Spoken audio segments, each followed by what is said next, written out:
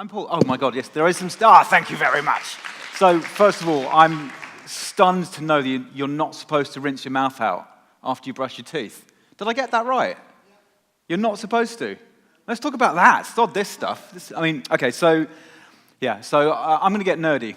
I hope that's okay. But before I get nerdy, I want to get a bit I want to do a tech demo using human hardware. So I'm looking at this gentleman with the fabulous moustache. Can I volunteer you? It's very, very simple. All you need to do is stand up. Don't worry, I promise you, I'm very seriously not going to do anything evil. But I would like you to close your eyes and stick your finger out in front of you.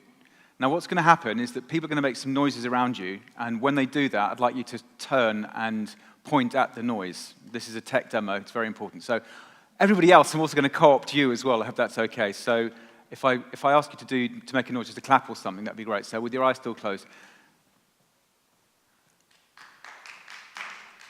Okay, very good. And very, very good. So notice the angle of the hand. That's also very good. And oh, yes, yes, very good. And finally, let's test something out. This may not work actually.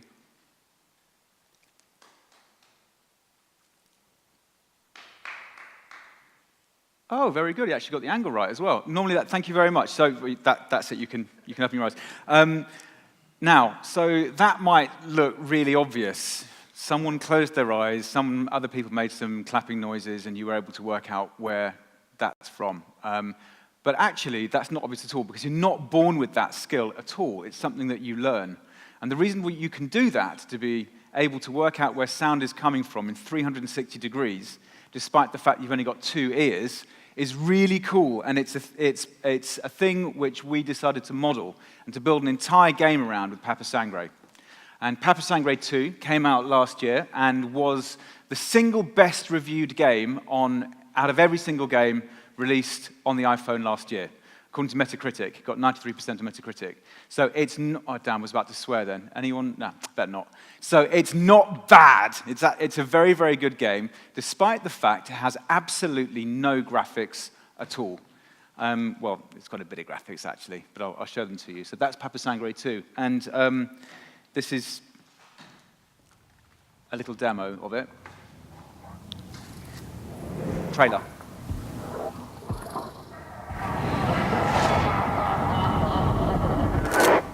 Hello. You're dead.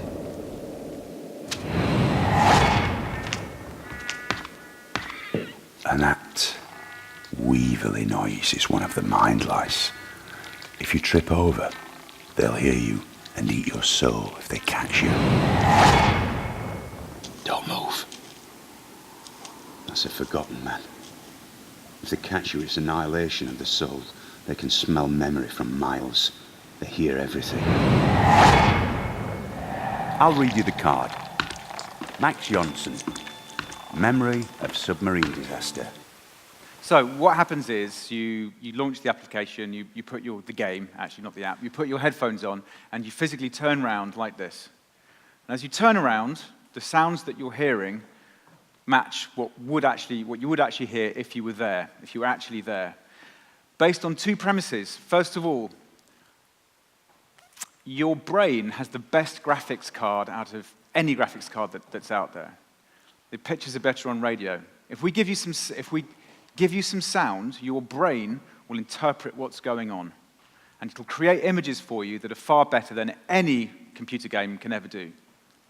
Second thing is that because your brain is doing it yourself, if we actually give you sounds, the way those sounds are rendered in your ears is much, much closer. In fact, it's identical to the audio that would actually be in your ears if you were actually in a very frightening place.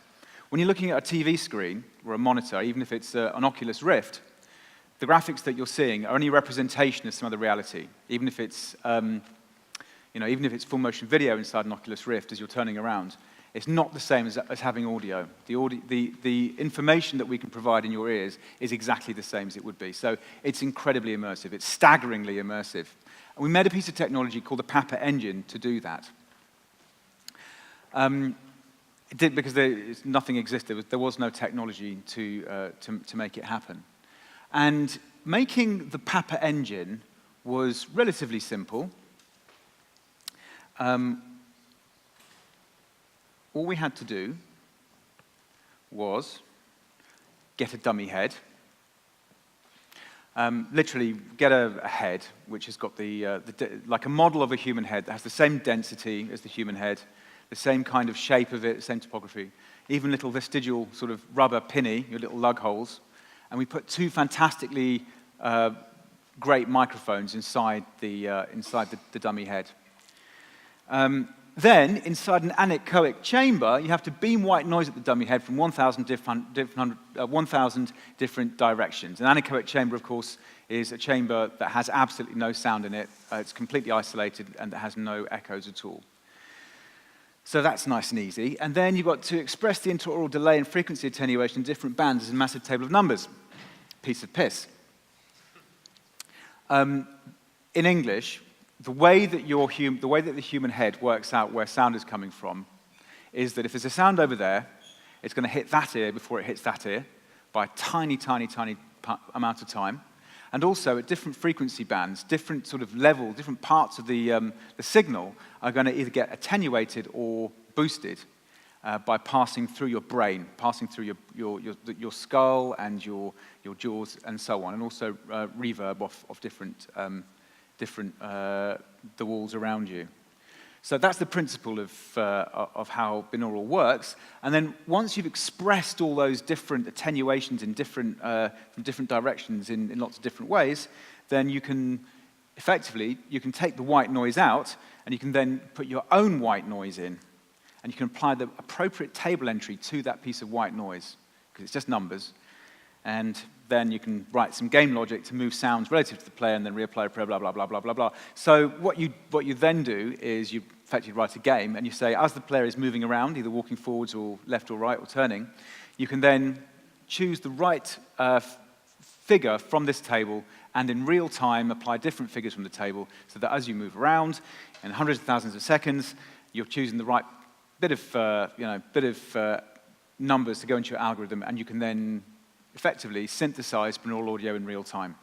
And that's what we did. And we learned a few things in the process. First of all, we learned you are you. There's something really extraordinary about audio games.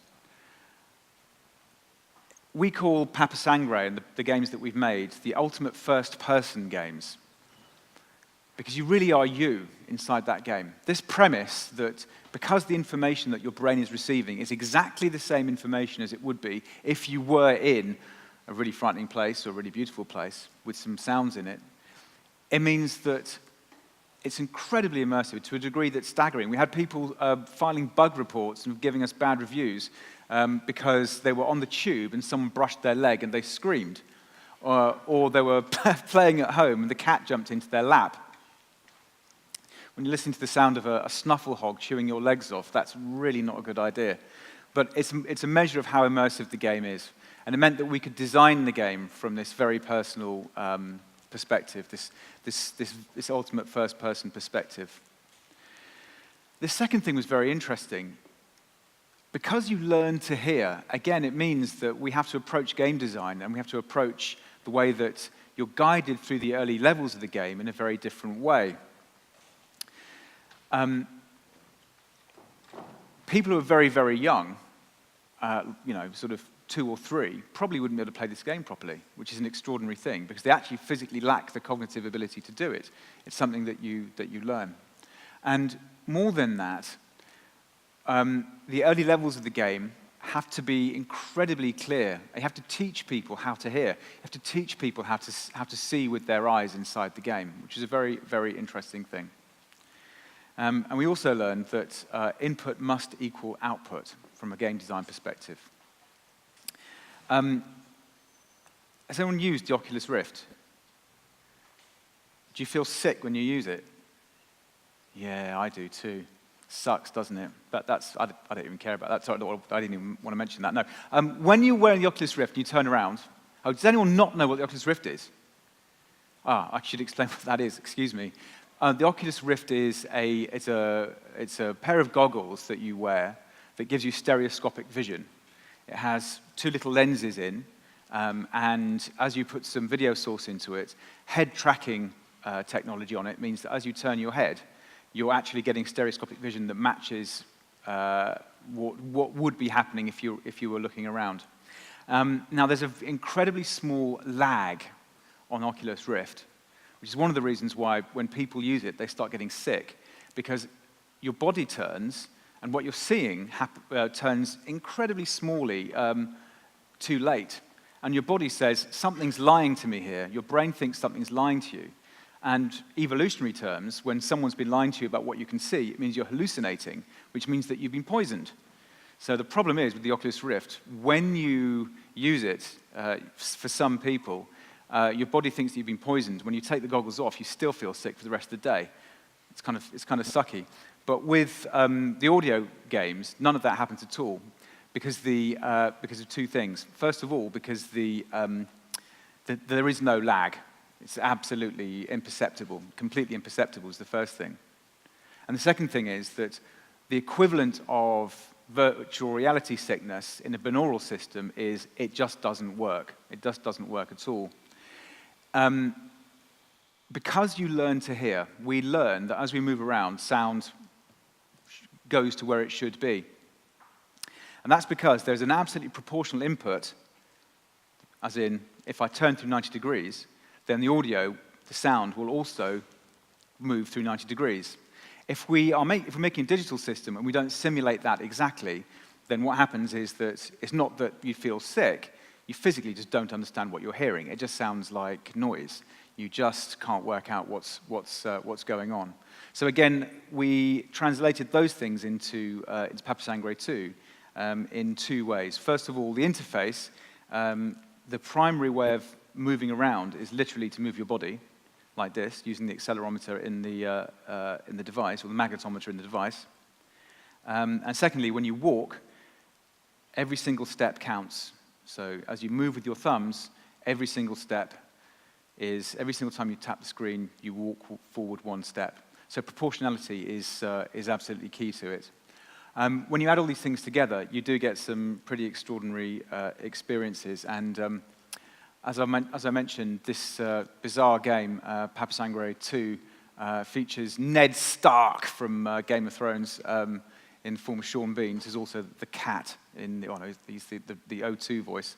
And I recommend very heartily that you rush to an app store on your phone and download it now. It's nice and cheap. Papa Sangre II on the App Store. So yeah, we're just based over there. The technology that we've created to make this is a standalone library with its own very, very clear, very well-documented API. Works very well on iOS, also has a port that we've done to Android as well. And we're all ears for anybody that wants to talk to us about taking this technology and sticking it inside their own applications and games. So I'll be around for a few minutes if you want to call me about that, but thank you very much. Thank you, Paul Bennun from Something Else.